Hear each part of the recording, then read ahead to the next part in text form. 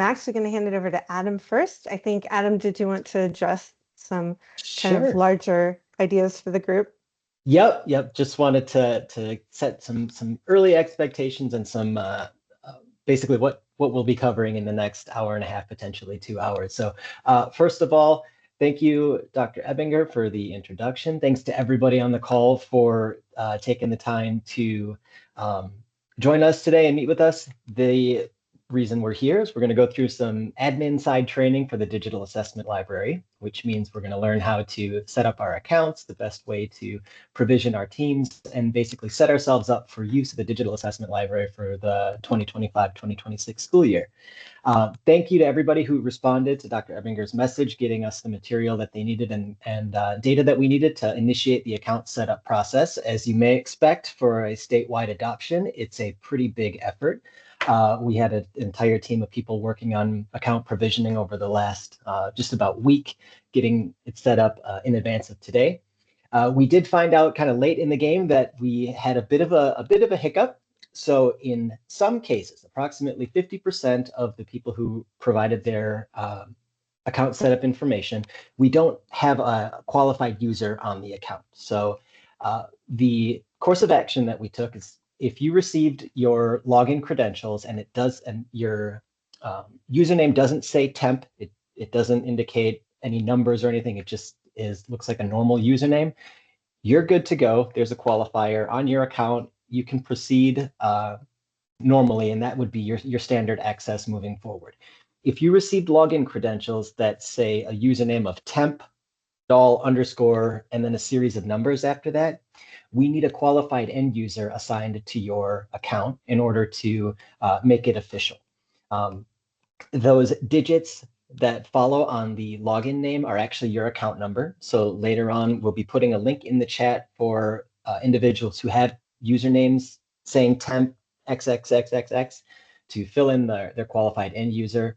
Our team is going to take that back, make sure the account is provisioned correctly, and then within the next several days, you'll receive an updated and accurate login credentials reflecting your district's login moving forward. So you can use the temp login access as you've received it today and work through the process and go through and follow along with Laura and the team as we work through our admin overview and training.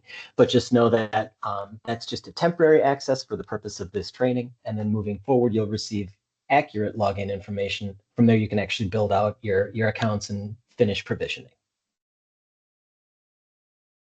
So with that, I am happy to kick it over to Laura Moreno. Laura is one of our lead training experts within Pearson. Joined with us today are also Kim Elizondo and Natalie Bernard, who represent the assessment consultant team, the folks who are really on the ground with the users in the state of Tennessee. And Charles Eberly is on as well. He's one of our senior product managers and product owner for the Digital Assessment Library. So it's very much his baby and brainchild that's grown over the last several years. So we'll be monitoring the chat. So as questions come in, please feel free to ask those questions. We'll answer them as best we can. And then we'll, as April mentioned, we'll have time at the end for open Q&A as well. So with that, Laura, I'll pass the baton over to you. Okay, great. Thanks, Adam.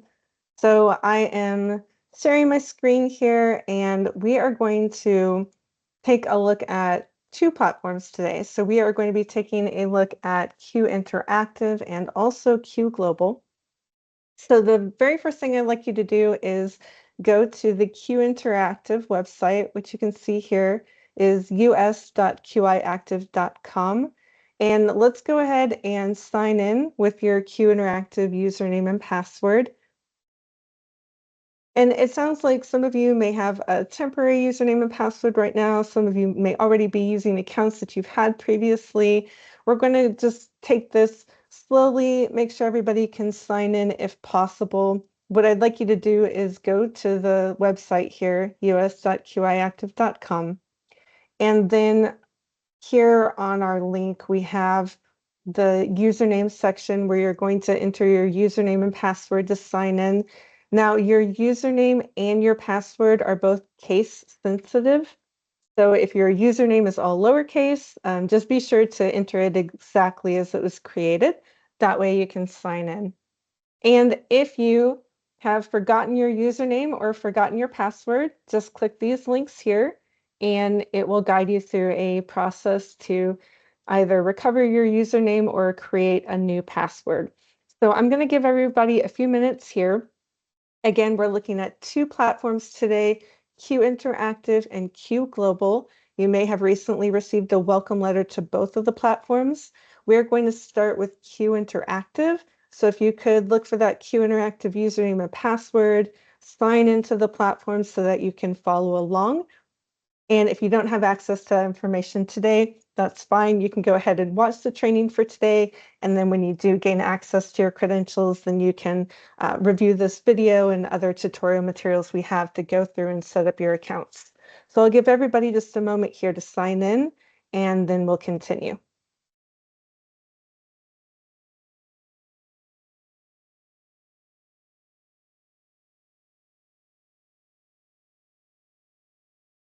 And while we're doing this, if there's anything that the admin team or anyone would like to share with the group here, please feel free to jump in while people are trying to sign into the platform.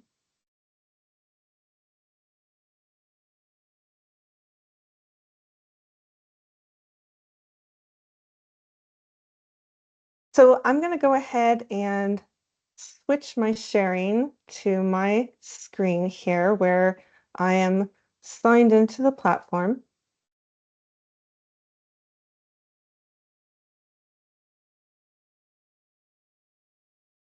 And this is what it's going to look like when you sign into the Q Interactive platform. You're going to see a dashboard tab here, clients, batteries, assessments, and support.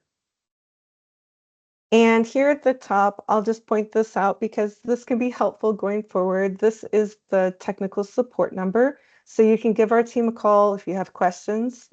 We have plenty of materials available for you to review, and I'm going to show you how to get to those materials here in just a moment. But if you do have any questions, you can certainly give our team a call at this number listed here at the top of your screen and talk with a tech representative, and they can guide you through any of these processes as well. Okay, let's go ahead, and the first thing that I'd like to do is go to the support tab. So here, if you would, if you're following along, go ahead and click on the support tab. And the reason I'd like to go here first is to point out down here, there is a link to a full video tutorial. So as I scroll down just a bit, you'll see this full video tutorial. And if you click on that, it's going to open up our Q Interactive training modules. This is where you're going to go to review the information that we're talking about today for the Q Interactive platform. So immediately after our training, if you want to go back and revisit anything in addition to this recording, you can go here to the training modules. You'll see that there's a section for administrators going over a checklist for the steps that you need to complete.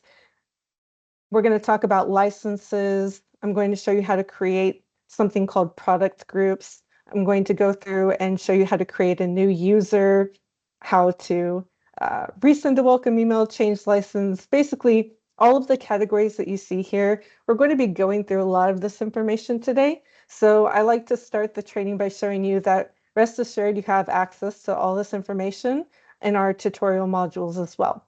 So going back to the Q Interactive platform, again, this was under the support tab and this full video tutorial link. And as I'm going through this, if I could just ask some of my teammates to go ahead and adjust or let me know if there are any questions in the chat that I need to check on, if you could let me know. Otherwise, if you could go ahead and answer them in the chat as well, that would be very helpful. Yeah, All we are right. working through them. Most of the questions right now are regarding login, so we're kind of handling those ones right now. But Okay, we'll great. uh, we'll keep you Do we need posted. to pause to allow some people some more time? We have some time built in here, so if we need to wait a couple of minutes to allow people access, let I me know. think we can. I think we can go. They appear to be kind of one-off, but we're handling them. I see Jamie, Beth, and Sherry. So maybe give it just a minute, Laura, while Okay, we respond quickly to those three. sounds good. Let's pause here for a moment and try to sign into the platform, getting those credentials set up.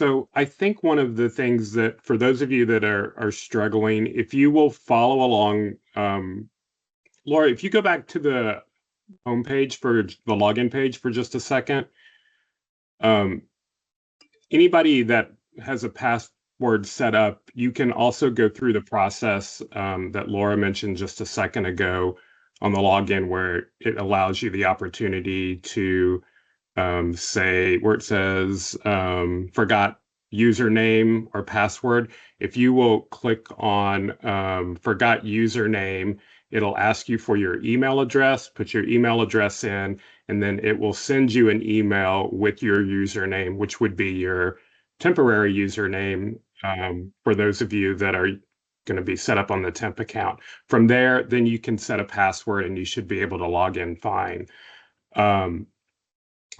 There may be a rare instance where somebody is on the call that was not on our list and didn't get set up. If that's the case, if you will try what we just talked about first, where it says forgot username, and then if you do not get an email after that, then drop a comment into the chat and we will work on getting you set up in the system. But there may be some instances here where people didn't receive the email, it got sent to your spam folder, whatever the case may be. But if you were set up, if you go through the forgot username process, it will allow you to collect your username and then get logged in.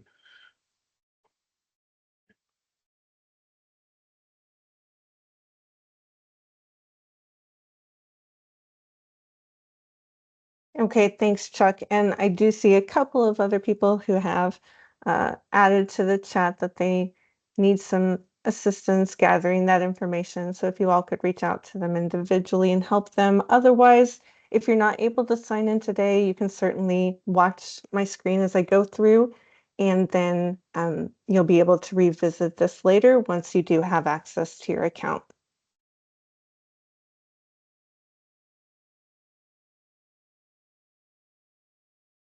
All right, here we are back on the Q Interactive website. So again, we were taking a look at the support tab, and this is where we have the full video tutorial listed that's going over the information that we're covering today. This is also where your team members will go, where they can also view training material as well. Now, the first thing that I want to do with you as admins is go ahead and click on that admin link at the top of your screen. So here at the top, you should see admin as one of your options. And we're going to go ahead and click on admin. And then there are a few tabs across the top that I want to go through with you today. So here, again, we've chosen the admin tab here at the top. And this is going to show you your main account name listed here at the top. You're going to have a users tab. For those of you who already have existing users on your account, maybe you've been using Q Interactive previously, and we're now converting your account to the DALS account. You're going to see your users listed down here below. For all of those who are new to using Q Interactive, we're going to go through the process today to show you how to create a new user. Now, the licenses tab, if you'll click on the licenses tab, here, this is going to show you the different licenses you have available.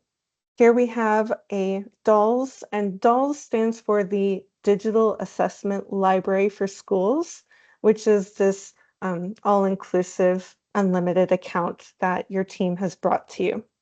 So here we have our DALS academic license, and we have our DALS SLP license and a DALS standard license. Now, when you're looking at each of these licenses, we're going to be applying a license to the user's account so that they can administer the tests.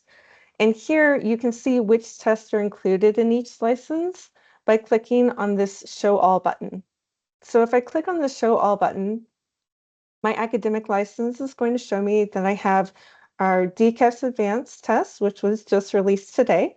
We're very excited for it to be part of the portfolio. And we have our additional tests that are included in this license shown here. If I click to show you the standard license, for example, this is going to include all of the tests. So here I have 37 instruments.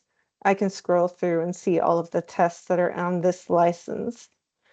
Now, for each license, we have 100 users available that are as a default set up on your account. But for any districts where you may need more than 100, you can reach out to your Pearson rep and just ask them to add more user seats to your account. This is just the default that we have set up per license, where it just sets up automatically with 100 people that you could assign licenses to. But again, if you need more licenses available for any of these types, just reach out to your Pearson rep and they can increase this number on your account. Now, again, the reason I'm showing you the licenses first is because we're going to be applying a license to the new users. So we want to apply the appropriate license. For example, if we have an SLP, then we may want to apply the SLP license to that individual. So let's go ahead now and again, my team, feel free to interrupt me. I'm not able to see the chat right now, so if there are any relevant questions while I'm on the page, if you could please just interject and let me know so I can address them. And then let's go ahead and go to our Users tab so that we can create a new user. So here on our Users tab, let me scroll down here a little bit and show you. We're going to click on this new user button here to the far right. So if you're following along, go ahead and click on new user. And here we are going to enter a first name for our examiner and a last name and enter their email. And then we are going to select a role for them. So here under the roles, we have a few different options. We have an admin assistant, and a practitioner. That qualified role that's listed here, this is just going to be for the account owner, the main account owner. So for you as the main admin on your account, you will be the qualified end user. The roles that you're going to be assigning to other people will either be admin assistant, or practitioner. For most of you, you're going to be using practitioner for most of the accounts that you're creating. This is going to be for those examiners who are administering tests. So the practitioner role allows people to administer tests, generate score reports, and to be able to see their own data. Now, if you have additional admins on your account that you want to create a user account for them, you can choose the admin role, and that is going to allow them to have administrative functions, which include creating new user accounts, being able to enable or disable existing accounts, transfer licenses, and also they would be able to view all examinee data across the account. They can also administer tests and generate score reports. And then finally, the admin assistant role.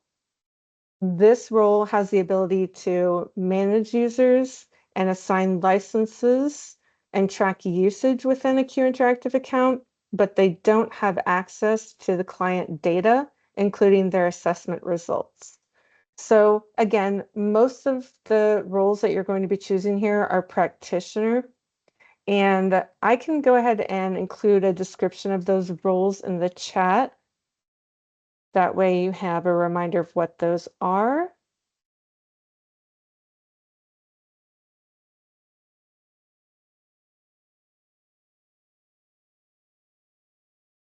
And then we're going to go ahead and let me show you an example of creating a practitioner account. So for this example, I'm going to be choosing to create an account for an SLP.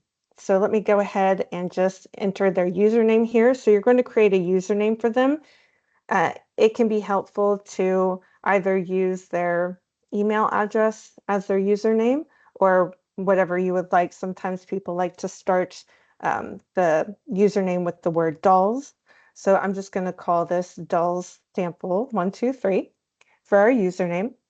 And then I need to apply a license. If I don't apply a license, they won't be able to administer tests. So we need to make sure that a license is applied. Now, for my drop-down menu, here are the three options that we were taking a look at a moment ago on our licenses tab. I have my academic license, my SLP license, and my standard license. Now, let's take a look at the SLP license. When I click on this license here, I can see below all of the tests that are included. So if there are any tests that I would like them to only have access to specific tests, I can deselect any tests that I don't want them to have access to and just leave the remaining tests with a check mark. So for example, if I wanted to remove the Self Preschool 3 for some reason, I could go ahead and deselect that. But in general, when you choose the license, it's going to show you all of the instruments that are included below. So one other option we have is to create a product group. Let me show you that in just one moment. For now, let's just take a look at what it looks like to create this first example. So I've entered their first name, last name, email address, selected their role, and applied a license, entered a username, and I'm going to click Save. If you're following along, after you click Save, go ahead and click Back here at the top right. And now you're going to see that individual that you just created listed here. You'll see the license that you've applied to them and their role listed here on the right. Now, as administrators, one of the frequent tasks that you may encounter are people asking you to resend their welcome email. So if you ever need to do that, just click on your administration tab to come here, and then you're going to click on resend. So you can click resend to anybody who has not already signed in and created a password. Once they have signed into their account and created a password, you're going to see confirmed here. And now they'll be able to log in using their username and password. If they forget their username and password, they can use the same tools that we were just pointing out to you on the home screen, where you can click on the link to recover the username or reset the password. All right. And just checking in with my team, anything we would like to touch base on here in the chat? Yeah, one thing real quick. When the account setup document was filled out and responded to, in most cases, the QI and QG admins were the same person. We're finding that there were several different cases across all of the districts in Tennessee where those are different people. So that's contributing to some folks have access or having access to QI and receiving the QI login credentials, and some just receiving the QG. Just keep putting a comment in the chat if that is the case for your district, and we're trying to add temporary access in the short term so you can log in and follow along. But come actual account setup, they'll be able to have access for both. But for the purpose of the training, in some districts there's separate people who are the admins for QI and QG, and we're trying to provision those who are missing one or the other and get them access for this training period. Excellent. Okay, thank you, Adam. And I see a question. I was able to bring up the chat here, and I noticed a question asking how many account admins can we have on here? And you can create as many as you would like. So again, you're going to go through, and when you create that new user, you can just select their role as administrator, and then you would see that listed here next to their name under the user role.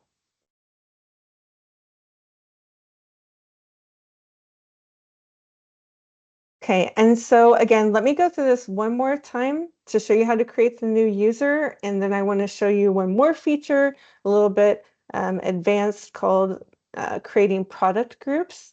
And we'll go through this process, so I can just emphasize this one more time. You're going to use the new user button.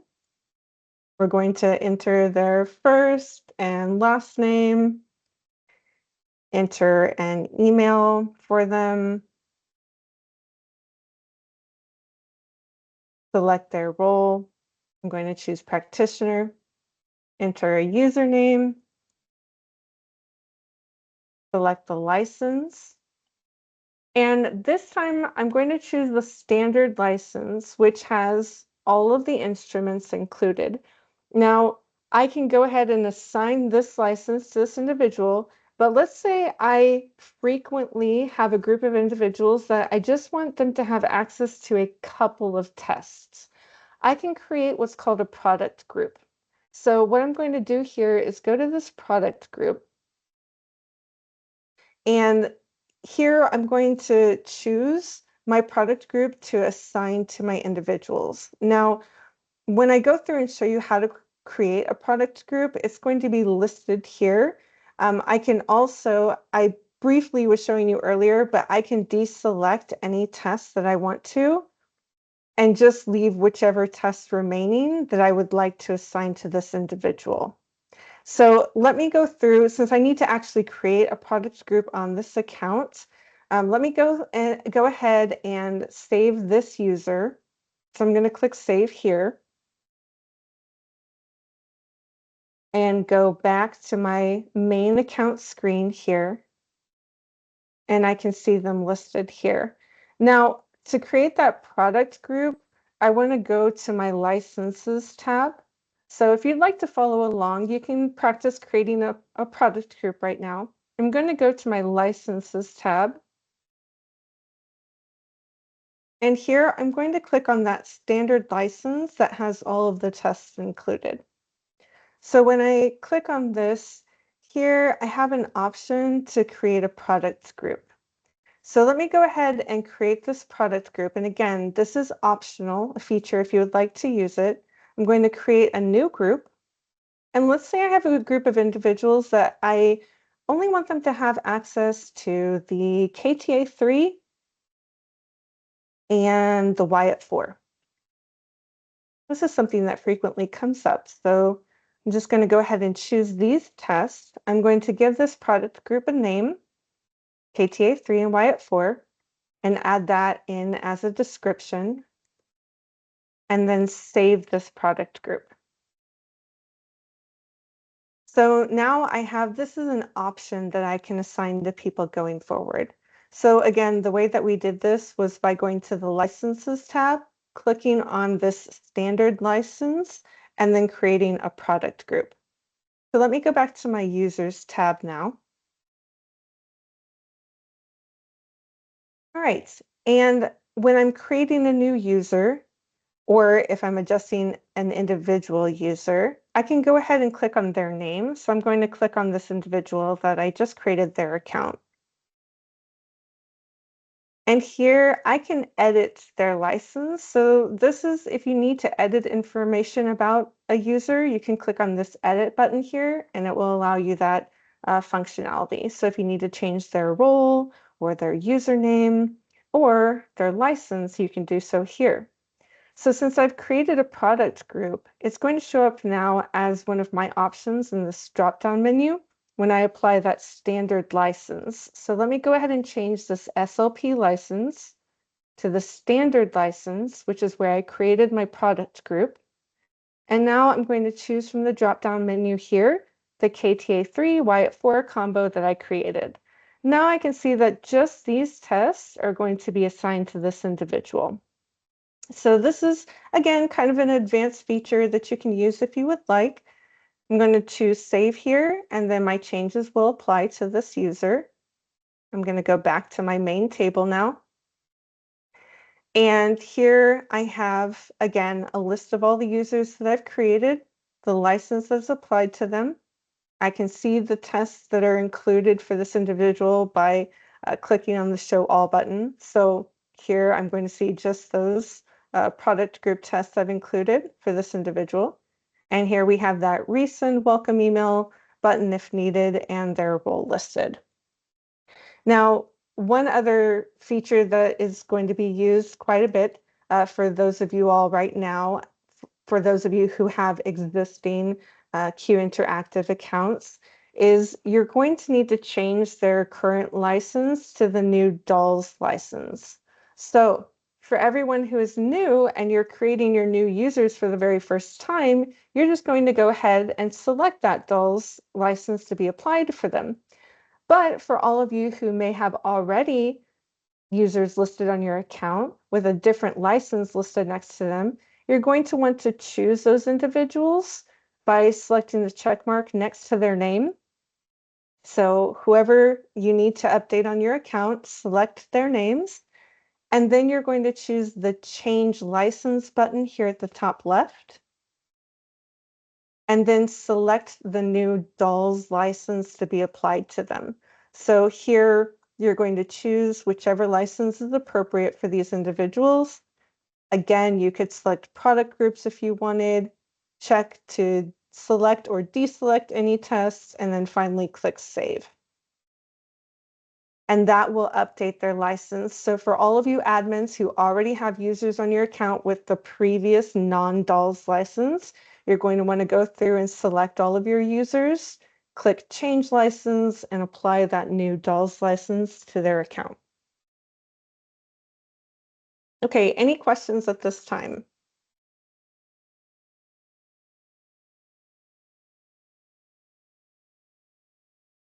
Now, I want to point out one more thing here. This is something else that can come up frequently. If you don't see a license listed here, that's because you may have accidentally forgotten to apply a license to their account.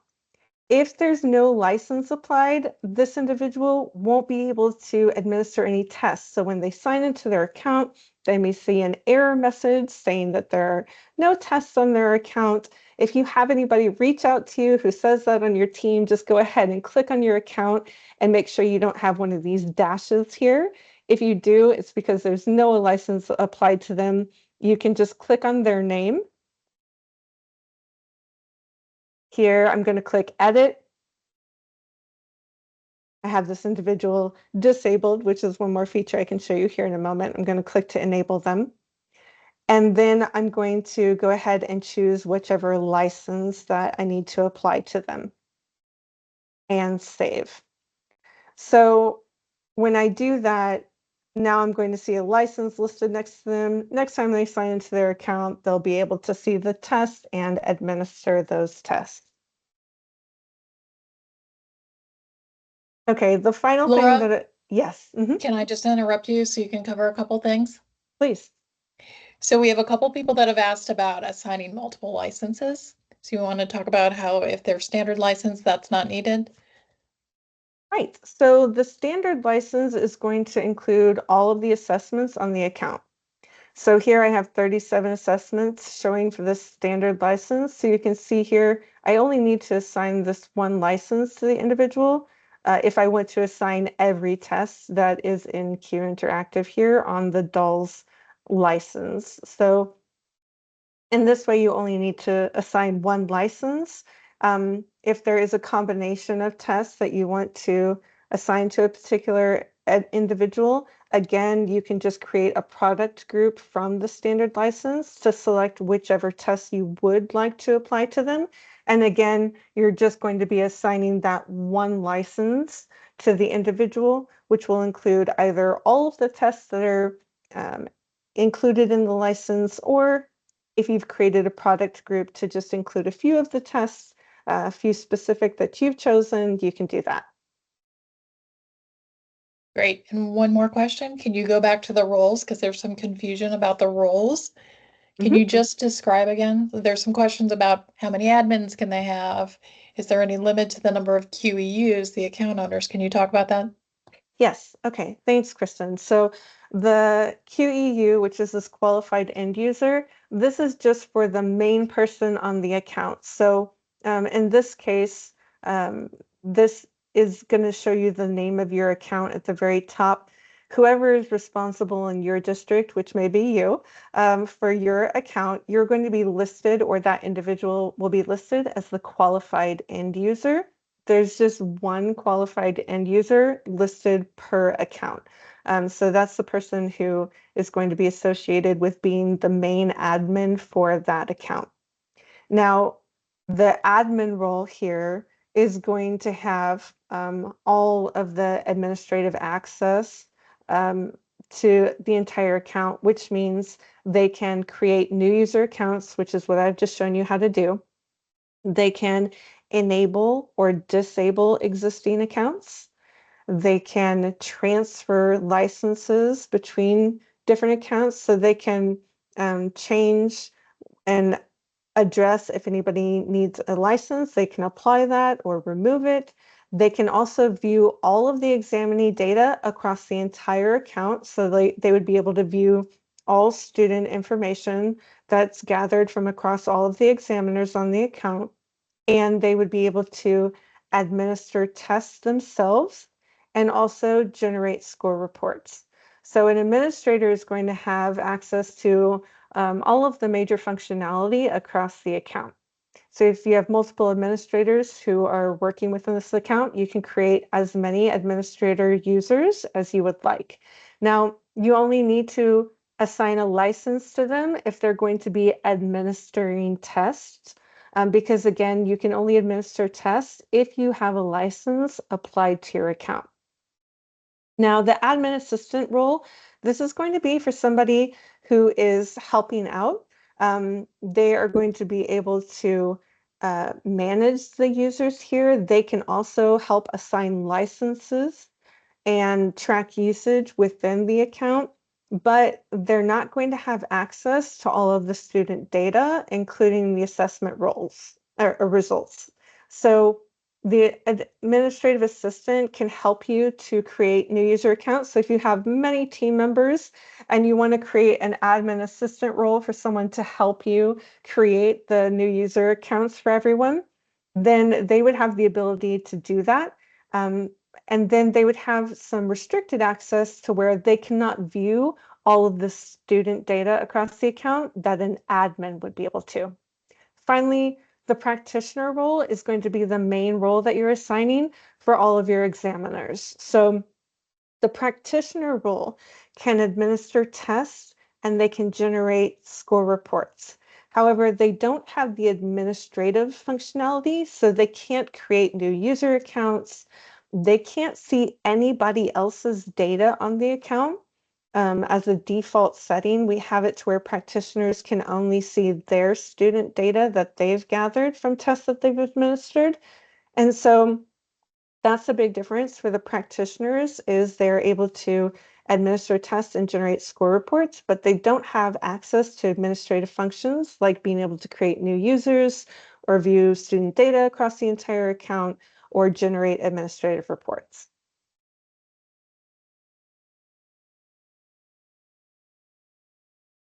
Kristen, any follow-up questions on this that have come through?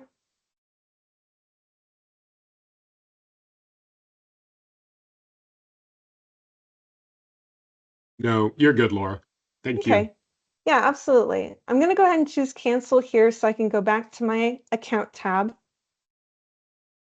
and show you one last feature, which is when you have individuals who leave the district, what you can do is you can remove their license from their account and then archive them so that you don't see them listed in your main user list here. So let's say this individual has left the district. I'm going to go ahead and click on their name here. I'm going to choose edit. And here I'm going to click this check mark from enabled to now the account is disabled. So now they will no longer be able to sign into this account. Once I've disabled it, I can go ahead and make any other changes. I'm going to remove this license. So I have one of my licenses applied. I'm just going to click here and click select a license. That will clear this field out and now save. And so now what I've done is I've disabled this account so the individual can no longer access these secure records. Let me choose back here to go back to my main account listing. So now I can see there's no license applied and I have disabled this account. Now, just so that I can have my list a little more clear for myself and I can just remove from my main list here anybody who's moved on to another district maybe, I'm going to click on their checkmark box and then choose to archive them. And so when I archive them, I'm just removing them to this archived users tab here. And then that way I can just see all of my active users on my main account. And I've disabled their account so they can no longer sign in, and I've removed their license as well. Okay. Now, the next thing I want to show you, we've already looked at the licenses tab. Let's go ahead and take a look at this entity information tab here. So here we have these as default settings where the client assessment information is viewable by the administering practitioner and the admins only. So this is the default where only the individual who has administered the test to that student can see that information, as well as any admins on the account. This entire entity would change it to where practitioners across the account could see each other's information. So for security purposes, this is how we have it set up, where just to show you that that practitioner can only see their own student data and not the student data of other practitioners. We also have it disabled for the practitioners to be able to delete clients and assessments. So with this not having check mark here, this is to show you as admins, you are the only ones who are able to delete clients and assessments. So while the practitioners can create the clients and administer assessments, they will not be able to delete that information. Only an admin would be able to do so. And then finally, the reporting tab is where you can generate administrative reports. You can select a time frame on the calendars here, and then choose either to look for a particular user, a test that's used, or subtest, and then enter your email address here to send the report to you. And what that's going to do is provide you a list of which tests have been administered and when they were administered. That way you have a record. Okay, at this point, we have gone through the setup process for Q Interactive. Again, your Q Interactive training modules are going to go through this information that I've just gone through with you, including information about the licenses, how to create a product group for if you want to just create a restricted list of tests to apply to a certain individual. This is going to show you how to create that new user account, and it also includes a slide showing you the user roles. So we talked a little bit about the different user roles for administrators, admin assistants, and practitioners, and that will go over this information here. So again, the different features that we've talked about, you're going to be able to go back and take a look at here in the training modules. Okay, before we move on to our next platform, checking in with the team, any outstanding questions to answer at this time or that you would like to address to the group before we continue on to Q Global? Couple questions about how to address the temporary account situation. Kim and Natalie will talk about the form that needs to be submitted to get that qualified end user assigned to the account to get migrated off the temporary account and onto the permanent account. We'll talk about that a little bit later in the session. To kind of underscore what you had said, Laura, those Q Interactive training modules on Brainshark are extremely helpful as you log into the system, begin to get access to the system, and start to provision on your own for your district. They're really, really helpful. And I would advise anyone with questions to simply look at the table of contents and the headings of those sessions on the left-hand side to really quickly identify where they can get the review support and the overview on what their next step would be in the process. And then I see Julia had a question, Chuck. If the items are archived, can they still access the student cases? If the items are archived or if the user is inactive. What was the question? Sorry, I missed that one in the.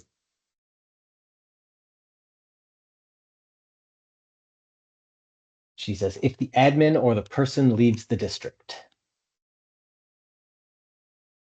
So Yeah, if they're made inactive, then no. So if somebody leaves the district and their access is turned off, then no, they won't be able to access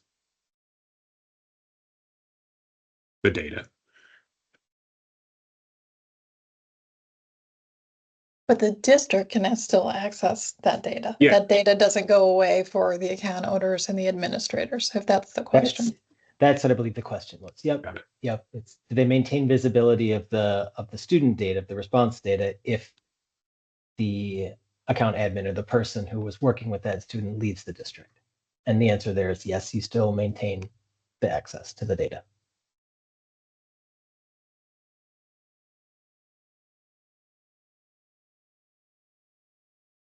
Okay, I think, Excellent. are we ready to move on then to our Q Global platform?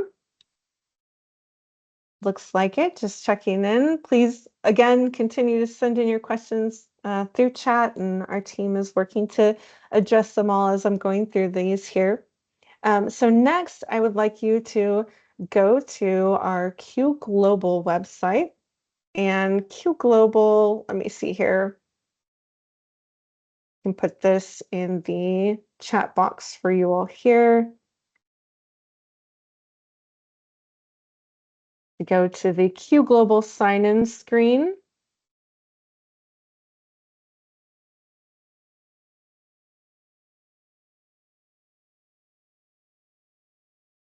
And again, you're going to be signing in with your username and password.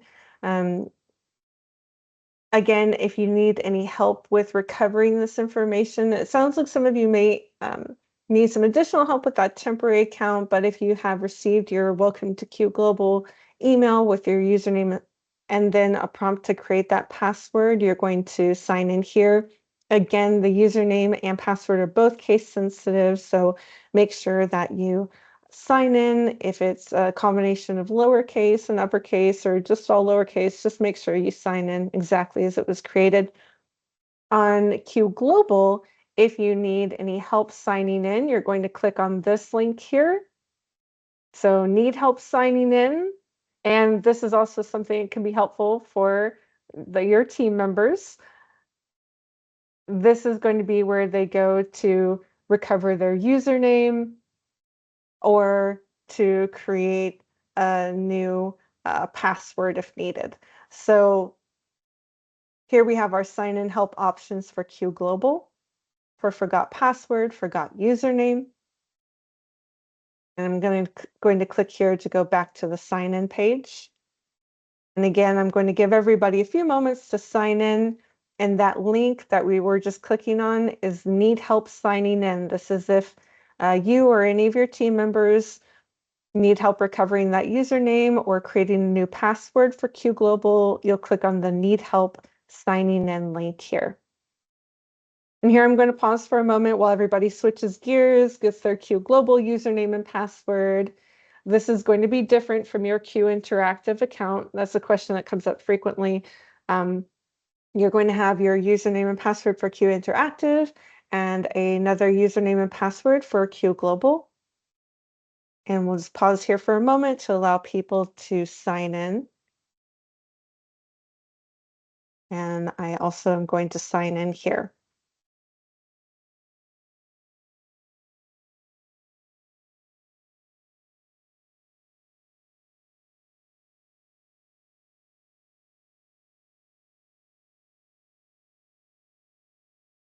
And while people are signing in, I'll just kind of give you a little overview of what we're looking at here.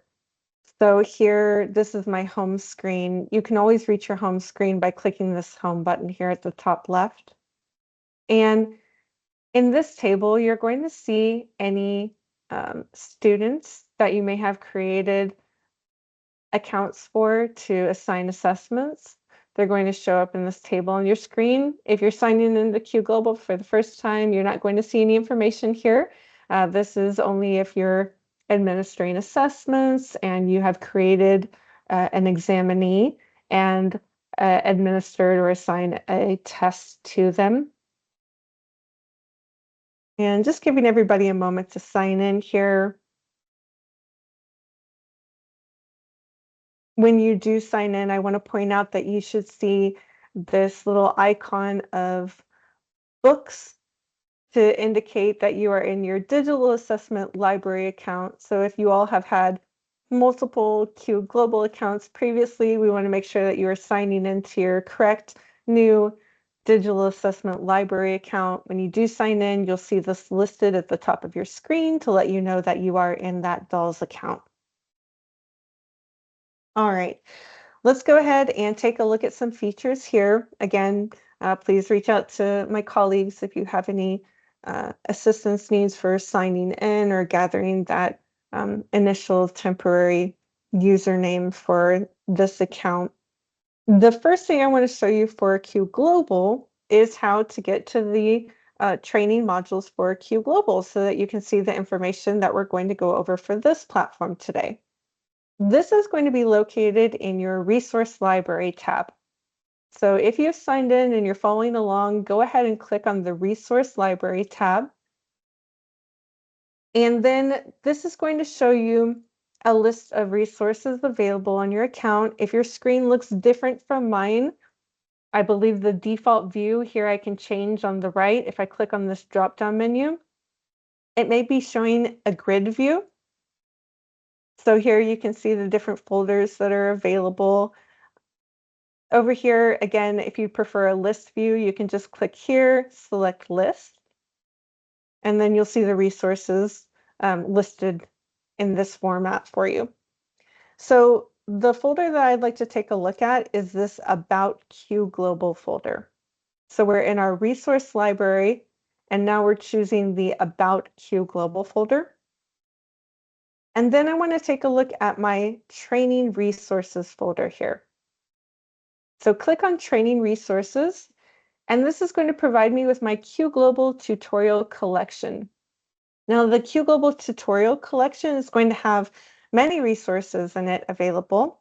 And the one that I want to highlight to you is this DALS video.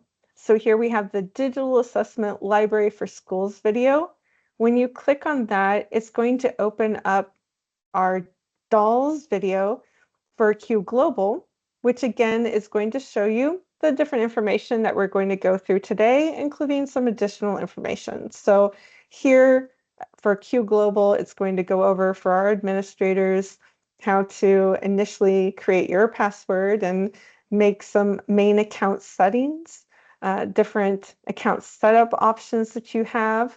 We're going to go through some of these options together today and show you how to create your account setup.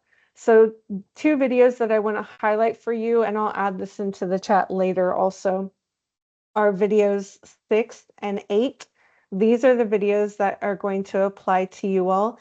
You have a setup structure that is going to be private, where the examiners can only see the information on their accounts. And so the 2 videos here under the setup options that are going to apply to you are video number 6 and video number 8, which is going to go over 2 options for setting up your account. I'm going to show you what those look like and go through them with you in a moment. Basically, it's going to be if you have one department where you just have everybody listed under your name and just one department of individuals, or if you have multiple departments, let's say you have a psych department, an SLP department, an academic department, and you would like to have those organized separately to where you have a psych lead, for example, who can see all of the information across the psych department, and an SLP lead who can see all of the information across the SLP department, for example. We'll take a look at that in a little more detail, but I just want to highlight these videos for you. And then finally, a video showing you how to generate administrative reports. So Laura, again, yes. can you just walk back one screen? Can you show everyone, there's a couple questions about how you got to the tutorials again?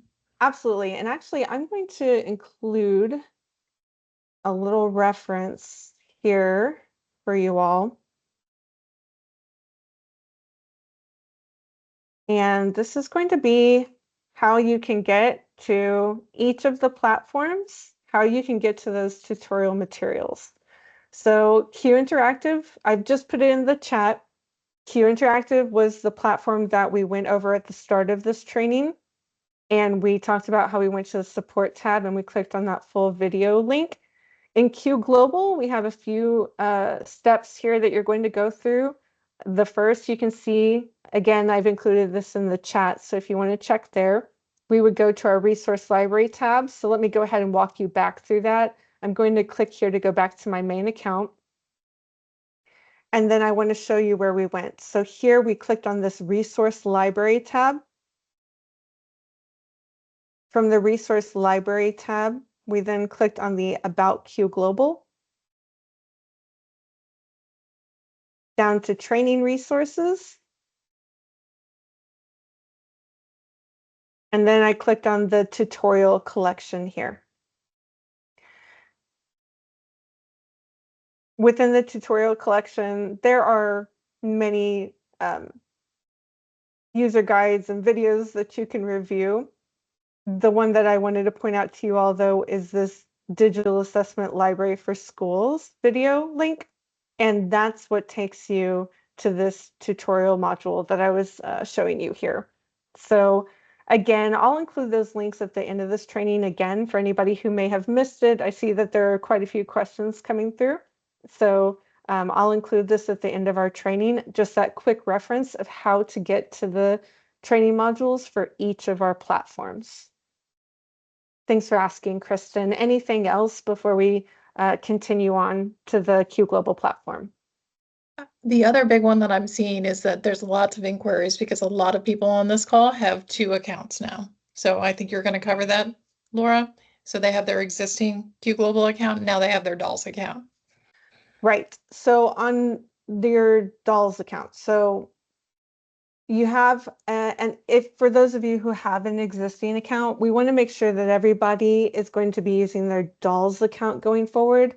So you'll want to use that DALS username and account that's being sent out. It sounds like you all are being sent out, maybe kind of it's staggered how you're receiving the welcome email to this new DALS account. The difference that you're going to see is up here at the top of the screen. When you sign in, you're going to see that says Digital Assessment Library account. That's how you know that you've signed into your DALS account, and that's the account that you want to use going forward. So all of your records, all of your team is going to be created in your DALS account.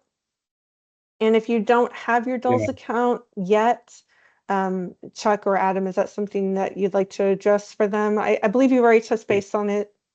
I was just going to clarify. So in most instances, districts that already had a Q Global account, that account was converted to a DALS account. So most of the users on that account will just sign in like they normally would and find that that logo now appears on their account. The instances that we're dealing with right now, where there's been some new admins set up or added to accounts and stuff, that's what we're working through. But for the vast majority of people that already had an existing Q Global account, that account was just converted to a DALS account. So there really isn't the idea of an old account and a new DALS account in that scenario. We do have one user with the, oh, I'm sorry, Chuck. No, go ahead. Complete your thought. I was going to say, we do have one attendee on the call who has their hand raised. I don't know if they intended to do that or they had a question or just misclicked, but if that's you, A. Massey, feel free to jump in and ask your question now.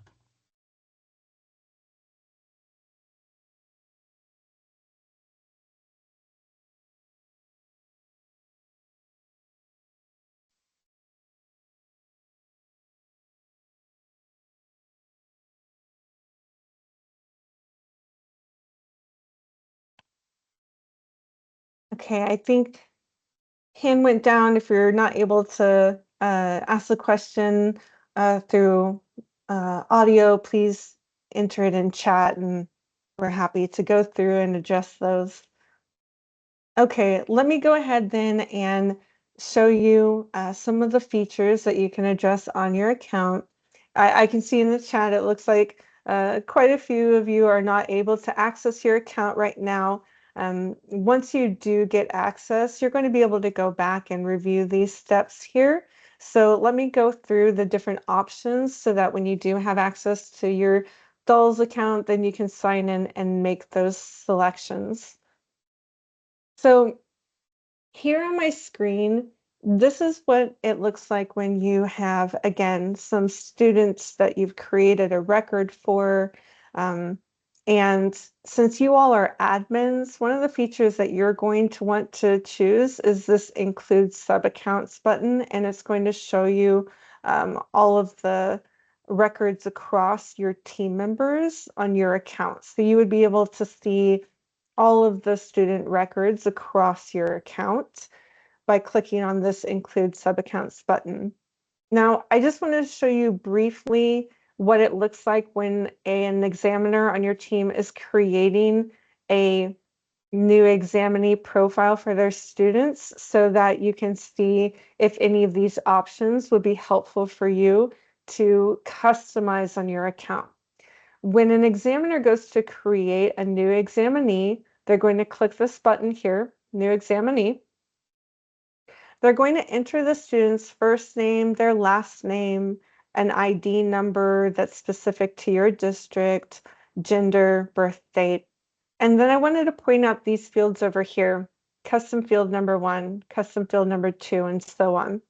These are fields that if there is information that you would routinely like your examiners to be capturing, for example, some people like to have school location written here. You can edit these custom fields here in a moment. I'm going to show you how to do that. That way, every time the examiner goes in to create a new profile for their student, they will have all these fields to enter information for, including any custom fields that you've created.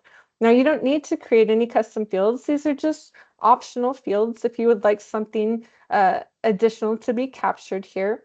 They have plenty of information they can be entering under the evaluation tab and the history tab, but this is just a few features here that you could edit and customize if you would like. So I just wanted to show you what this looks like so that we can go in and take a look at your main account settings. And if you think of any custom fields you would like to create, then you would be able to do so at that time. So I'm going to go back to my home screen. Again, every time you want to go back to your home screen, you can just click here at the top left, taking me back to my home screen. And if you're following along, let's go ahead and click on the Manage Accounts tab here at the top. So this Manage Accounts tab is where you're going to be going frequently as an administrator. When we click on the Manage Accounts tab, you're going to see your main account name listed here. Now, the first thing I want to show you is if you want to make any edits to those custom fields, we're going to do that from the very beginning. So everything that we apply to our main account is going to cascade to all of the individual sub-accounts that we create for the examiners on our team. So we want to do that first. So this is something that you're going to want to think about these options before you go through the process that I'm about to show you of how to add users to your account. So it's okay if you're not able to sign in right now. This is something you're going to want to talk about with your team and think about how you want to set up your account before you go in and actually make these changes. So the first thing that I'm going to show you is how you can make those custom fields. You're going to click on your main account name. And when you click on your main account name, this is going to be your main information that you can edit. So here I can see these are those custom fields that I was pointing out that you could edit. If I want to change these, I'm going to choose my edit button here.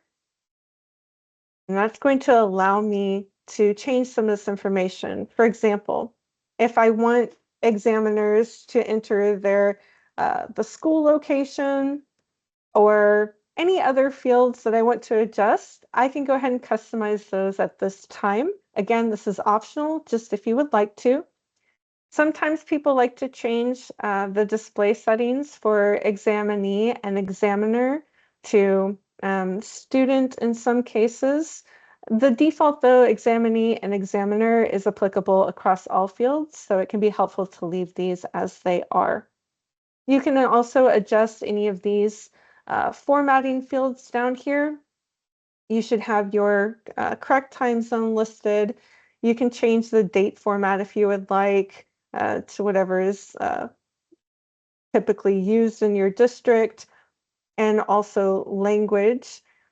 One of the features over here that you'll want to think about for your team is if you would like manually entered data to be verified. And what that means is for tests where the examiner is entering in the scores for the test, if you have this field as optional, what's going to happen is after they enter the scores one time, then when they go to save those scores, they'll be prompted with the option to enter them a second time so that they can verify accuracy and that they entered the scores in correctly.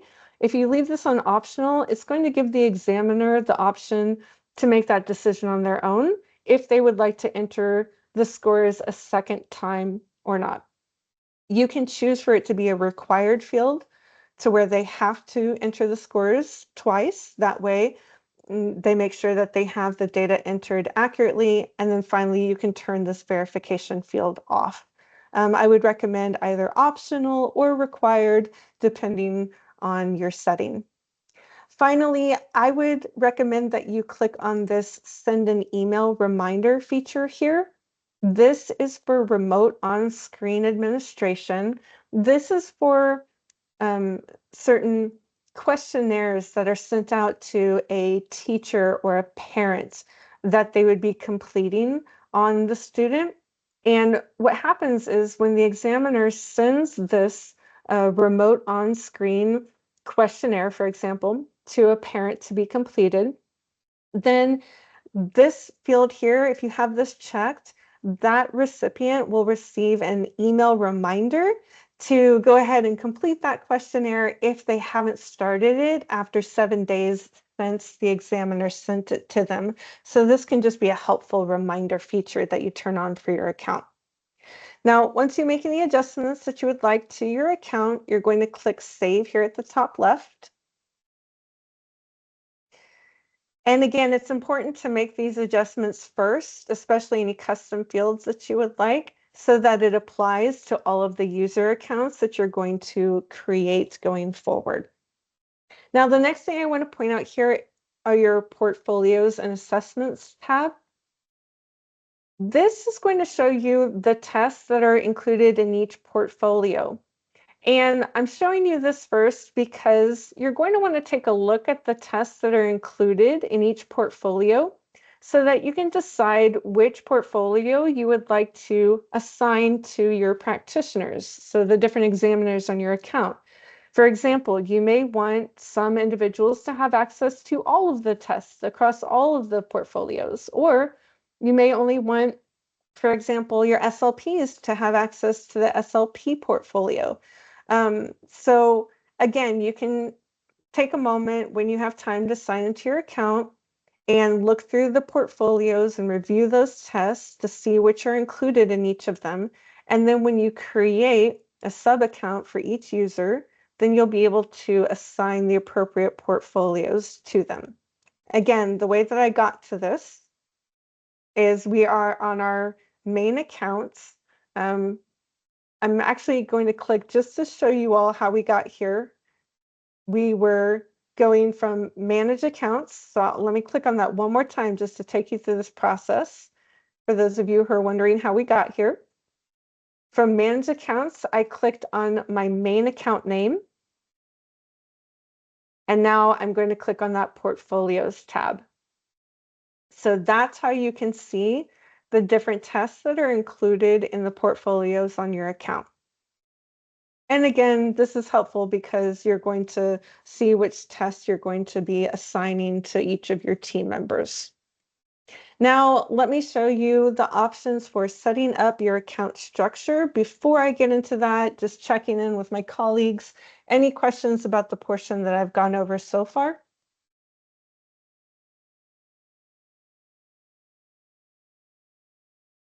I think you're good. We're mostly dealing with account questions around conversion and so forth. So I think you can keep going, Laura. Okay, great. Thanks, Chuck. All right, so let's take a look here, going back to our Manage Accounts tab. So again, this is the tab you're going to be using most frequently as an administrator. Now, I want to show you two different options of how you can set up your account. You can either set up your account to where you create what's called a sub account for every individual on your team to be listed under you. So for example, if I just want everybody in my district on my team to be listed to where I can view all of their data and they can only view their own data, then I'm going to create a sub account for each individual person to be listed under me.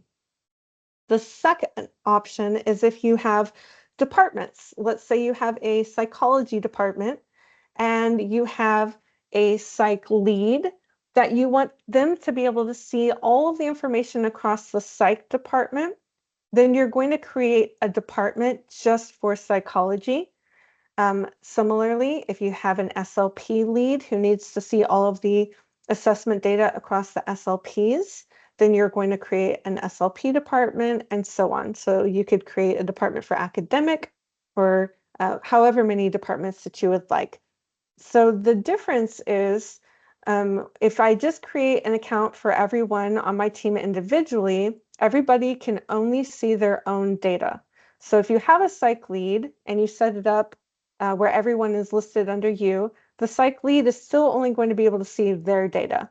If you do have an administrator for a particular department, then you're going to want to set this up according to departments, which will allow that lead the ability to see all of the information across accounts within that department. Let me show you an example to make this more visually clear. And I want to show you an example where I'm creating departments. So the way that I'm going to do that is I'm going to click on this new sub account button. And what I want to do is I'm going to create a psychology department and I'm going to create an SLP department so that I can show you what this format looks like. So I'm going to click the new sub account button. And the very first thing I want to do is adjust the parent account here. I'm going to click on the three dots here to the right of parent account. And I'm going to choose my main account name to be the parent for this psychology department. So the psychology department is going to be included under my main account. So I'm going to click on my name here. And now I can see that my main account is listed as the parent account. Now I'm going to call this my psych department. And here I'm going to include whichever portfolios I would like for this department. So the default is that they are all selected. If I want to, I could go ahead and choose to deselect the SLP OT PT folder here. And then that will just assign all of the other portfolios to my psych department. And what this means is that these individuals would have access to all of these tests that are selected. Now I'm going to enter the name of my psych lead here. So I would enter their first name, their last name. I'm going to enter their email address. And now I want to point out that down below, the fields that I adjusted on my main account are showing automatically. So I created that custom field number 1 to say school location. And because I did that on my main account, it's now going to apply across every user that I create on this account. That's why it's important to make those choices first on your main account so that they can cascade down. If I scroll down here, I'm going to go through and check if I want that email reminder to be sent. And then here I have my required field that I adjusted in my custom settings. This is requiring the data to be entered manually twice, so to have verification. So what I've done here is I've created my psych department. I've included the portfolios that I want available to the psych department. I've entered the name of my lead psych, their email address, and now I'm going to choose save. You're going to see this message come up a lot. An account with this name already exists. Do you want to continue with this name? And that's because if the name exists anywhere across Q Global, you're going to see this message. So rest assured, you can click OK here, and you're going to have your name that you've created on your account. So this is taking me back to my Manage Accounts tab. And I'm going to click on this plus symbol, and that's going to expand and show me my account hierarchy here. So when I click here, I can see the psych department that I've just created is listed here. Now, let me create an SLP department so I can show you that process one more time. So I'm going to go to my new sub account button. This is the button that you're going to be using every time, is this new sub account button. So here I click new sub account. Then I want to go to my parent account and click on these three dots. I'm going to choose my main name here to be the account that my SLP department is listed under, which I can now see is listed under the parent account. And now I'm going to create my SLP department. Down below, I want to choose the portfolios for my SLPs. I'm going to go ahead and deselect all of these portfolios except for my SLP portfolio. I'm going to enter the name of my lead SLP here and enter their email address and click Save.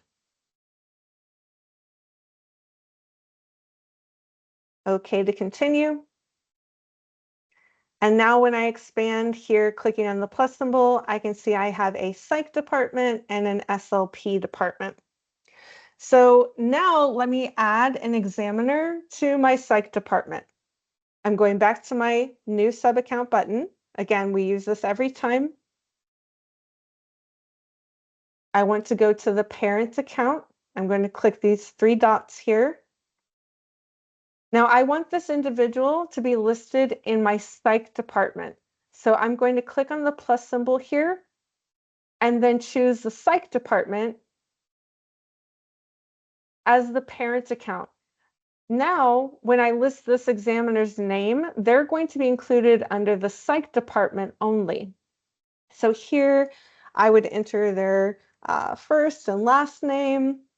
You'll see down below that the portfolios are already selected for the psych department that they are listed under.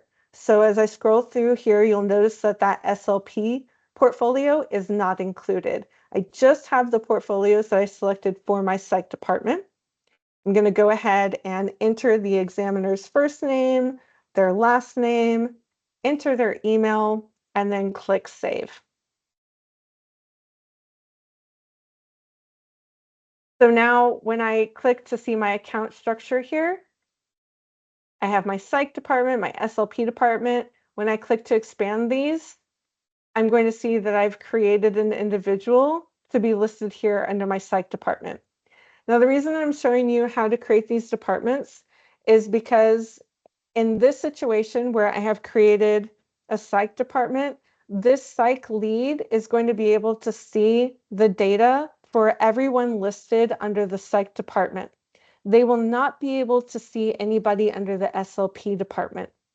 So this just gives them the ability to see the information for the individuals who are on their team listed here under the psych department, which would be listed as that parent account. So this is a way that you can organize your account if you would like to be in different departments if you have somebody who is the lead.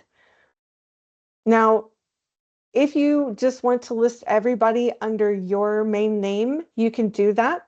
You don't need to create departments. This is just an option if you have a lead that you want them to be able to see everybody's information under that department. Otherwise, if you just create an account for every individual on your team, then you as the main administrator would be able to see everybody's data, but each individual examiner is only going to be able to see their data. Hey, Laura, Mhm. we're starting to get some questions about moving existing accounts. So for people that already have a Q Global account, but maybe their account was not set up with like the profession structure like you're reviewing right now, they're asking about making that change and setting up these departments and then moving users that already have an existing account into like the psych department account or the SLP department account. Okay, thanks, Chuck. Yeah, so the question is about people who already have users on their account and they would like to change the account structure. Now, this is actually going to require multiple steps. If we have time at the end, I could go through and review that, but that's something that if you already have users on your account, then I'd like you to go ahead and give our team a call. I'm going to include this at the end as well. Or Chuck, if Kristen, if you have the tech number to include, actually, I have it right here. Let me go ahead and add that to the chat box. And if you have users on your account already and you would like to change the account structure, then I'd like you to give our team a call so that we can go through the process with you. Basically, what it's going to involve doing is creating a new sub account for that individual where you would like it to be located. And you're going to need to move any current records that they have. So any current assessments that they have with students, you're going to move those records to that new account so that they can then sign into that new account and access the records there. So it's a couple of steps that you'll need to go through. Again, this is just for those admins who have users on your account already, and you want to change the account structure here to maybe having multiple departments. Just give our team a call and we can go through that. I can also, if we have time at the end of this training, give you a preview and show you what that process might look like. You may see this move users button here, but this is not how you're going to be able to move those users. This is for a different type of account structure where the records are not kept private for each individual. They're shared across every person on the account. So you're not going to be using this move users button. The way that your accounts are going to be set up are to where everybody only has access to their own records. And then if you create any department accounts, then that lead would be able to see the data across the individuals listed under that department.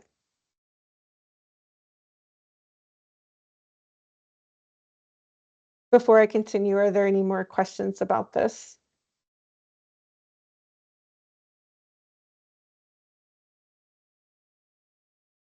So I want to show you here, if I just wanted everyone listed under me instead of a department, I'm going to go through the same process, only I'm just going to choose my name as the main account and create that examiner to be listed under me. So let me show you, for those of you who just want to create an account for everybody listed under you. So if you don't want departments, this is the same process is going to be choosing that new sub account button.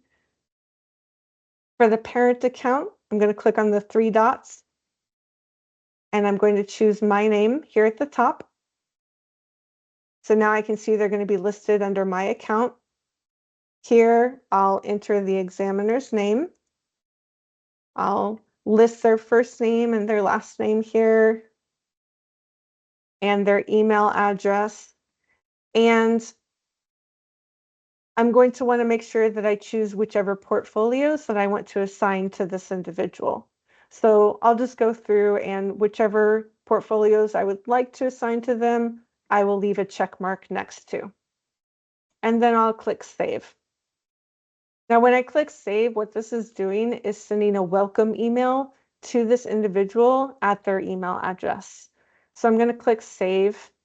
And this person is going to receive a welcome to Q Global email, and it will prompt them to go ahead and create a username and a password so that they can then sign into this account. So when I click here to show you my account structure, I can see that examiner is listed under me. So if I wanted to, instead of creating the psych department and SLP department, I can just create a new sub account to be listed under me for every individual. Or if I want to organize by department, I can create a department where I assign a portfolio for that department and a lead for that department, and then choose to create examiners under each individual department. Now, these two different structures that I've shown you, I'm going to go back to our DALS tutorial video here. These are the videos that I was talking about a moment ago, which are videos number 6 and number 8. Number 6 is going to walk you through the process for what we just went through as far as creating that account. If you just want everybody to be listed under your name, then this video is going to show you. I'll go ahead and skip ahead here. It's going to show you to click on that new account button. You're going to be entering in the information just as we were going through and saving that information. So you can see that these videos are showing you all of the information that we're going through together right now. And here it shows you we have that first practitioner listed under the main account name. So this is going to show you this video number 6, how to go through and just create a new sub account for every individual on your team. And then for those of you who would like to have different departments with a department lead, the multiple departments video here, which is video number 8, will go through and show you that process. I'll skip to the end here so you can see what that looks like. So here we have a psych department, an SLP department, and it's going to walk you through that process that I was just kind of giving you a brief overview of.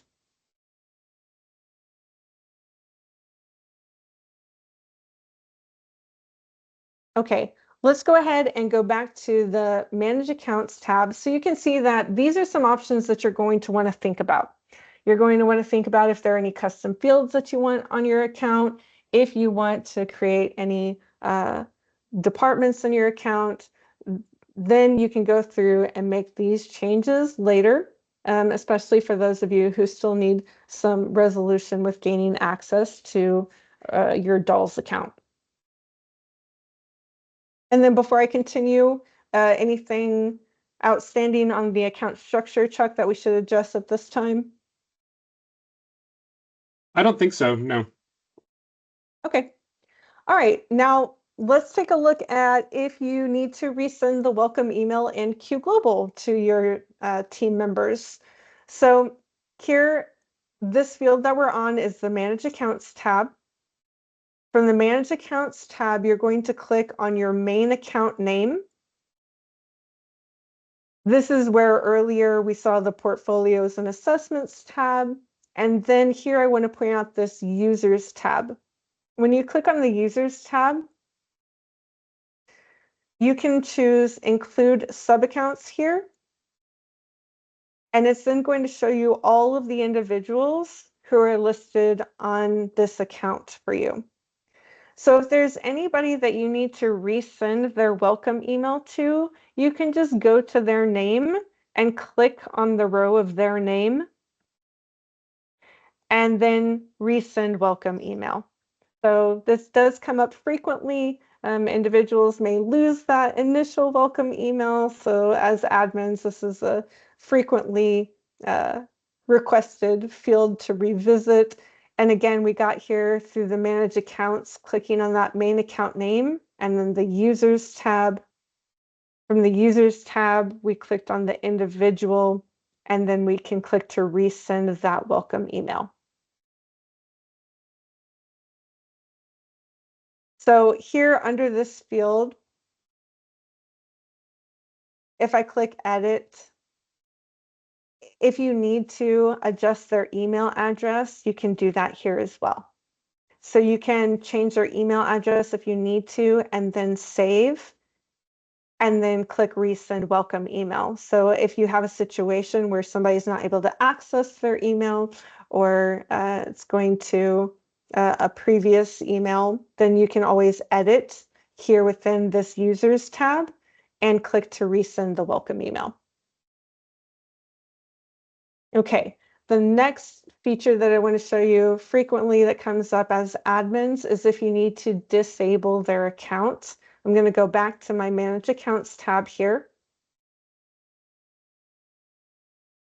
Under the Manage Accounts, then I'm going to go and click here to expand and see the users on my account here. Now, let's say this examiner A has left the district. I'm not going to delete their account because deleting their account would delete any associated records on their account. So what I want to do is just disable this account. So I'm going to go ahead and click here on Examiner A. And here I'm going to choose Edit. And I'm going to move this from enabled to disabled. And then save.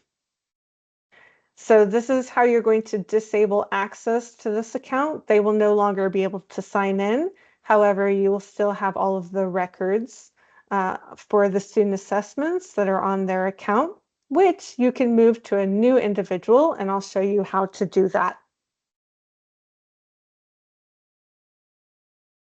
Okay, we're going through quite a few different features here, but we wanted to give you an overview of many of the admin features during this training.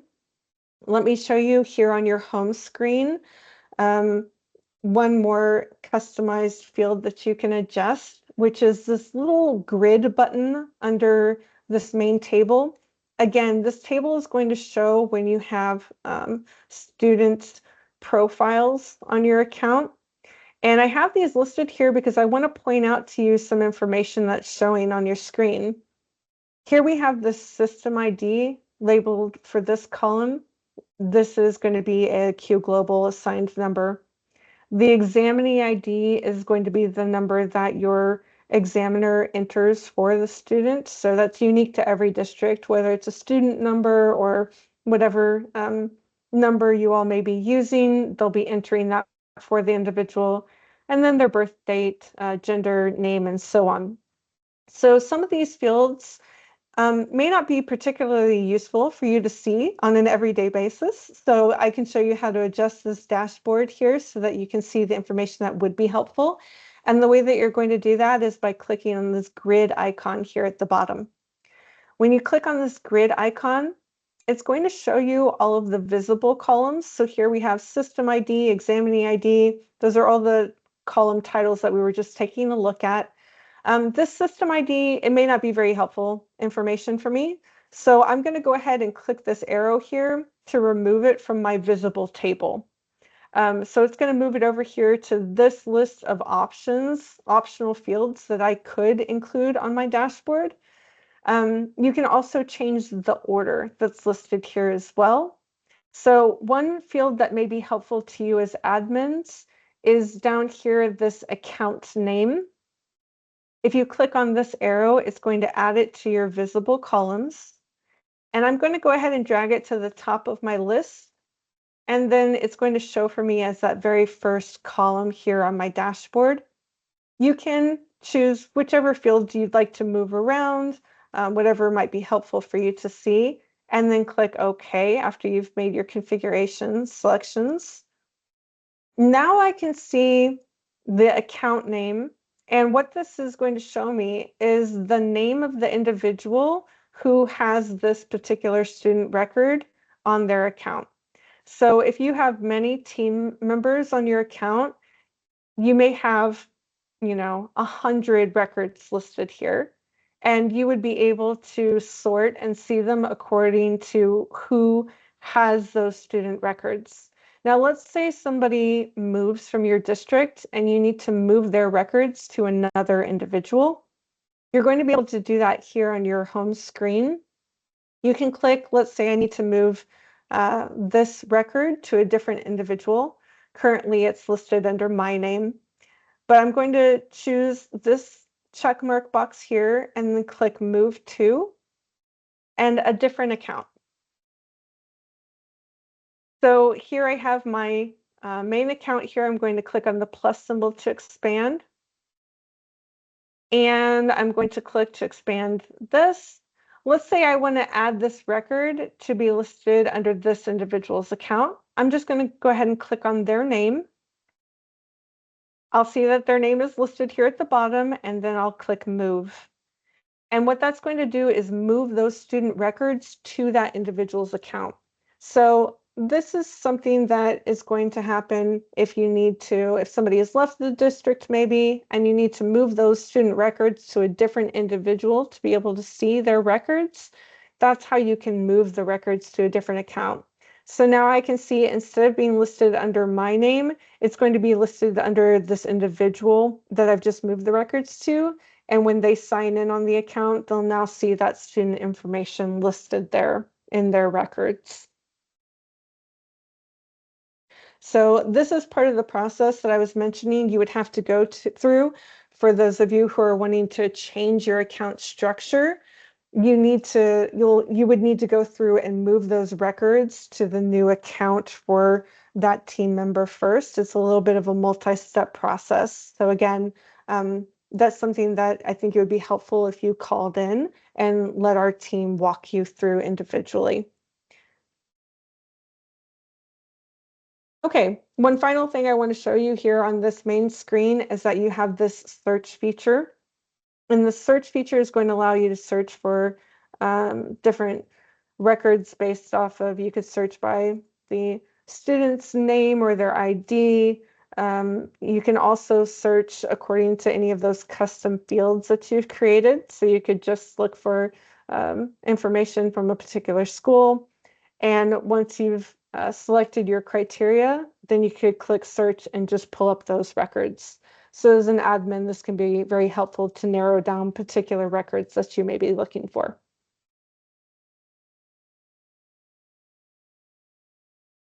Okay, so we have gone through quite a bit of information on 2 different platforms. I realize that not everybody had the opportunity to sign in today, and that's something that we'll be working on to resolve with you all.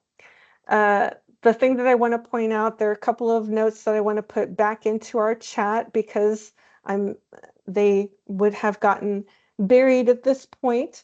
Let me go ahead and share with you a couple of resources here, which is, again, this is going to be how you access the tutorial modules to cover the information that we've just gone over for both the Q Interactive and Q Global platforms.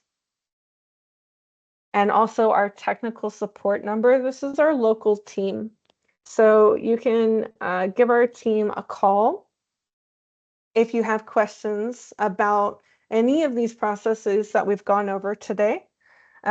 These tutorials, though, however, that I've included in the chat, this is going to be where you can go to review each of the steps that I just went over with you for both platforms. And some of the information, again, you may want to organize ahead of time and think about which test you want to assign to each examiner on your team for each of our platforms, and then go through and create those accounts for each of your team members. Okay, checking in with my colleagues now. Any unresolved questions that we can address at this time? I realize that there are a lot of admin sign-in questions. Are there any other platform questions I may be able to help address at this time? Most of the questions are still referencing login.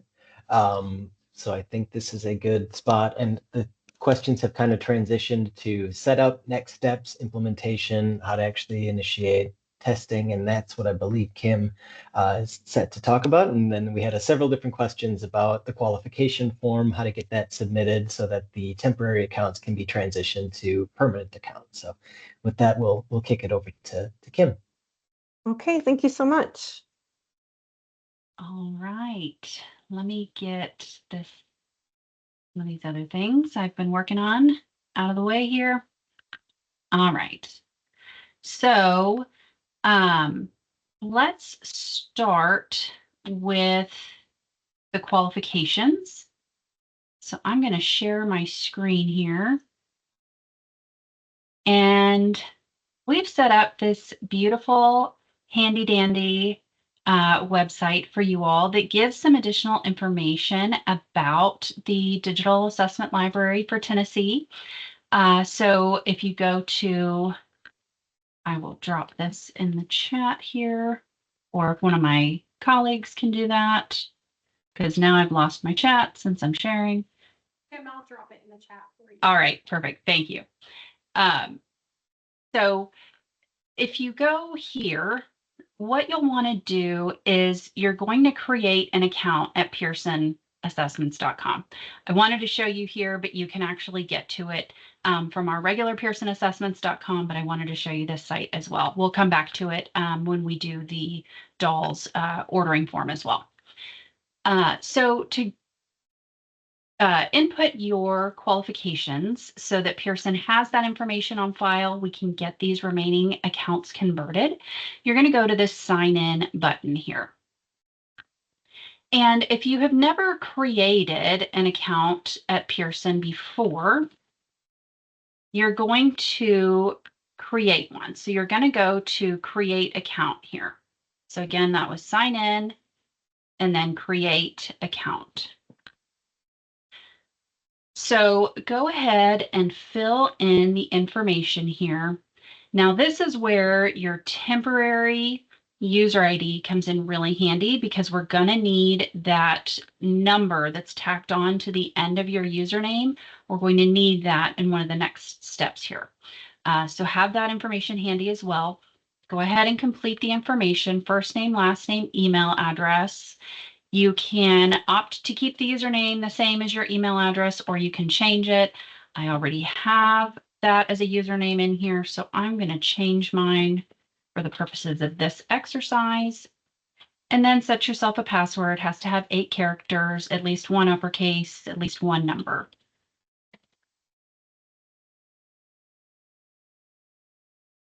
Acknowledge that you've read the terms and conditions. And then you can certainly choose these other options as well. Keep informed of product information, discounts, promotional offers, and then also you can choose to remember me for your pearsonassessments.com profile. So once you've completed that information, hopefully I've chit-chatted long enough that you've had a chance to input that info, go ahead and hit create account. Now, since I already have an account, it's saying an account already exists with this username. So I'm going to show you from the sign in part how to configure the rest of this.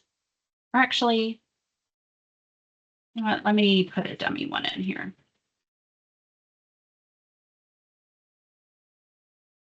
Let's do it that way. Well, booey.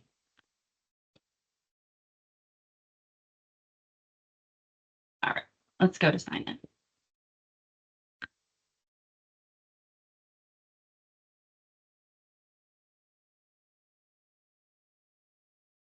So once you're in the account, one of the things that you want to do is tie your account to your district. You're going to do this by, again, once you're all logged in, you can come over here and you can go to accounts and you can add organization. So what you're going to do is add existing organization to my profile. Hey, Kim, Yes. can you try to refresh your screen? Maybe it looks like it's frozen, so it's not Oh, people. darn. It's not Okay. meeting with you. Yeah, absolutely. Or maybe stop sharing and reshare. See if that will.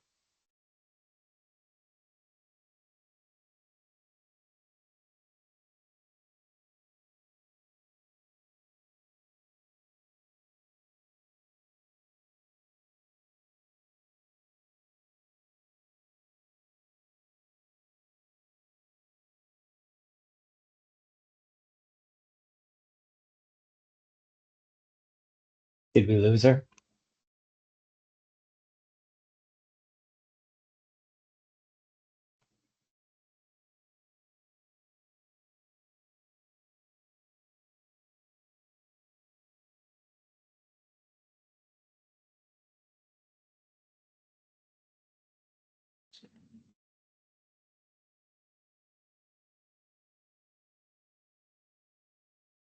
God. I think we lost Kim. Rats. All right. So we were in the right area on where Kim was heading with that. So you click on the link. If you don't have an account established already, click on create account, follow through the prompts. And what she was pointing to was if you've received a temporary account, the digits assigned to your temporary login represent your account number. That's important to add in the setup field. Make sure that number is added at the point that you're asked to enter your organization. And I think Kim is back now. Kim, are you back? We lost you for a second. I am back. I'm going to Okay. stay off camera in case that's causing bandwidth issues, but hopefully you all can see me and see my screen, or hear me and see my screen rather. Yep, we Yes. see your screen. All right, perfect. So I think what Adam was just saying is this is where you would put that customer account number. Did we make it this far? Is this where it froze? Or do I need to go back?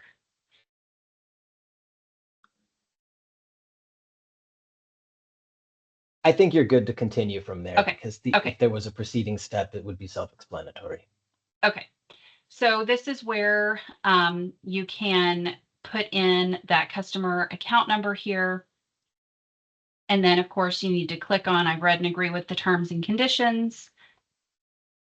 And then once you click continue, that account number is going to be added to your profile.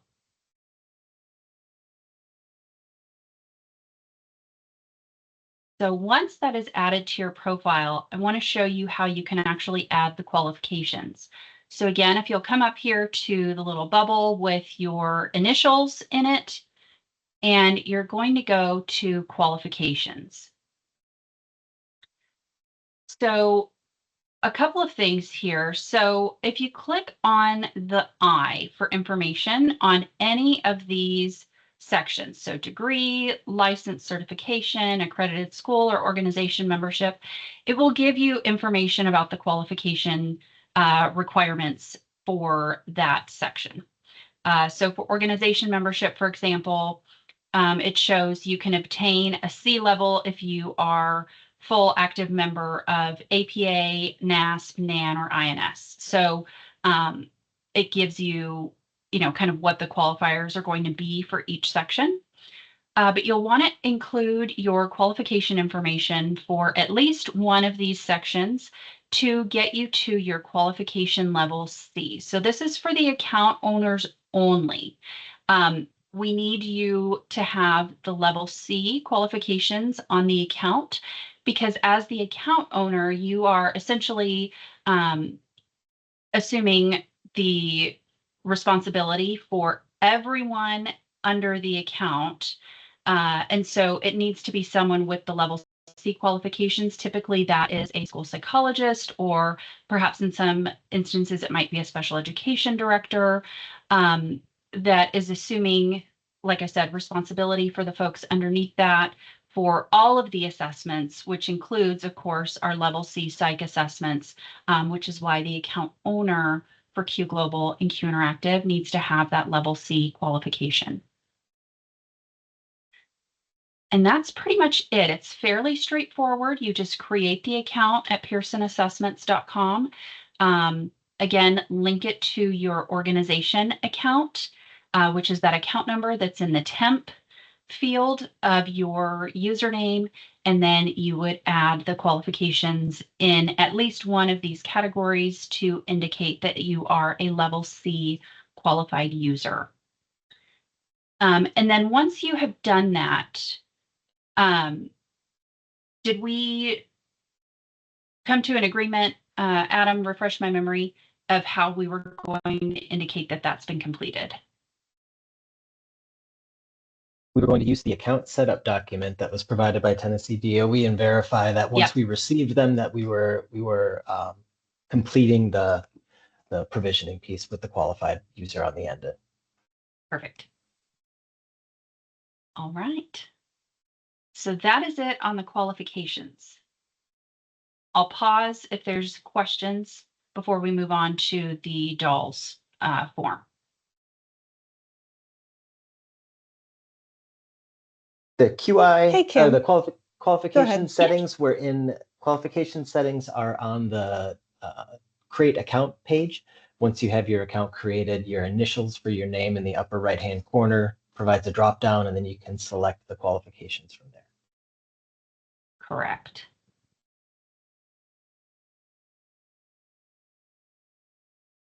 So you get to sign in, either create account or sign into your account. And then from there, once you're signed in, you see the initials in the drop down. That's where you can indicate those qualifications. And it'll tie it back to your district's account. Laura, was there another question? No, that was the same question. Okay. All right, perfect. All right. The next part that Natalie and I wanted to talk through briefly, I believe we're coming up to time. Yes? Yes. Okay. So we're going to kind of breeze through this as quick as we can. From this website, there is a DALS complete order form. You want to click on that order form. That's going to bring you to this page. From there, you want to click on the DALS complete form. And this is kind of what the form looks like. So what's going to happen here is for Q Interactive, there is a limitation in the platform for the number of users. So with the DALS, your number of users is unlimited, but we have to, on our end, open seat licenses for you for your account.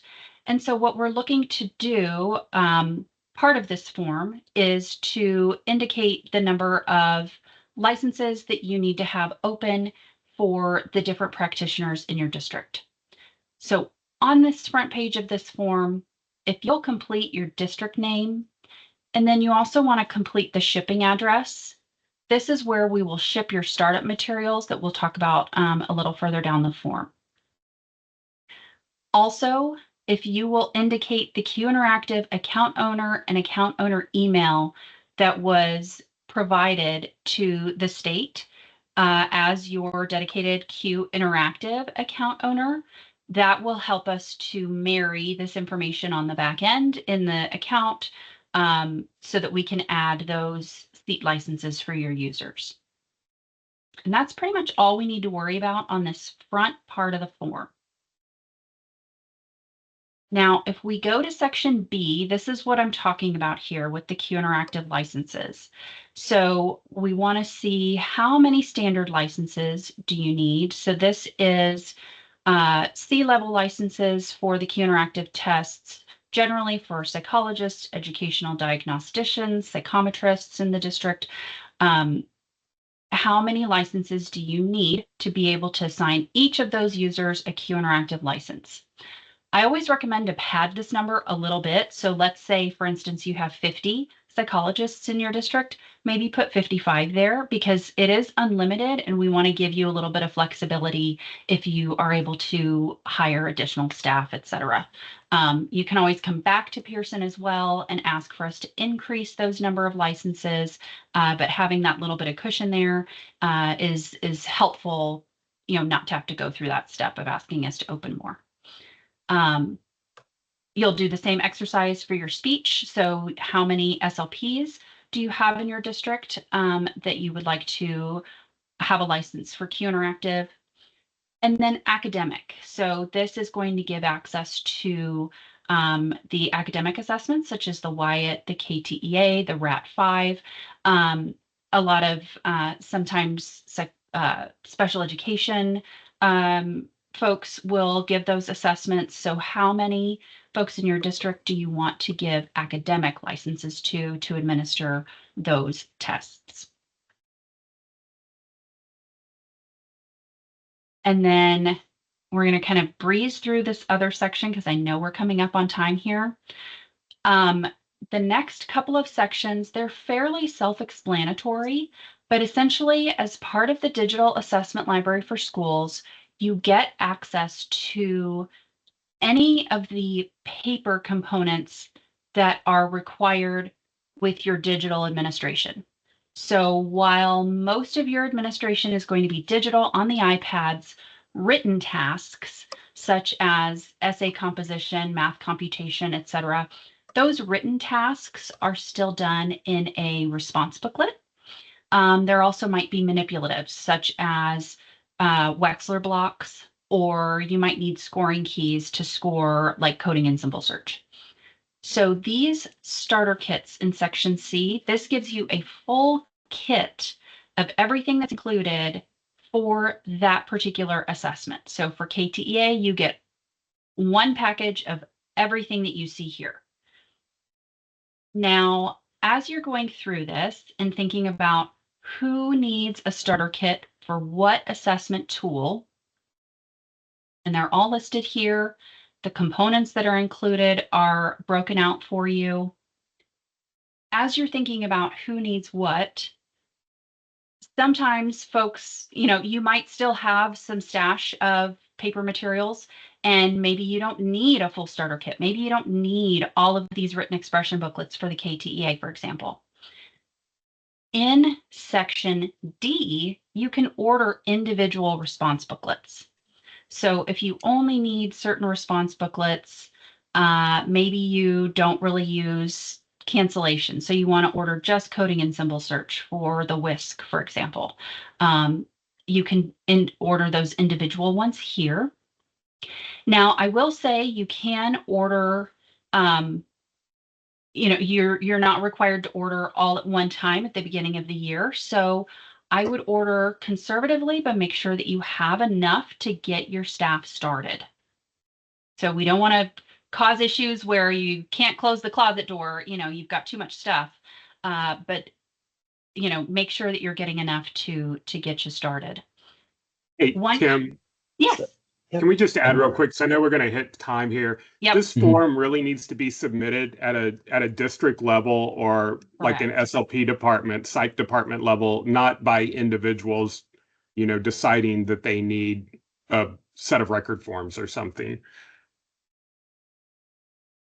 Yes. So this should be completed at the district level for the district as a whole. Again, fairly self-explanatory. Once the form is completed, I want to direct you back to where we picked up the form from. So you're actually going to download and save this form, and you'll upload it here on this DALS order form screen. So you'll complete this information, first name, last name, email, account, etc., and then you'll upload that file as a completed form. Once that is uploaded, it will create a case with our DALS team, and they will complete that order for you. And that is a very quick overview of that information. I know we are at time. Yeah, I think there'll be some additional guidance about form ordering and what that process looks like in the next couple of days, but that's just the real quick and dirty way of how it gets submitted and how that process gets fulfilled. So knowing that we're at time, wanted to thank everybody for joining us and being patient as we work through some of the account access issues. And before we wrap anything up, I wanted to hand it back to Dr. Evinger and Jamie if there's anything additionally that they wanted to put a bow on for the day.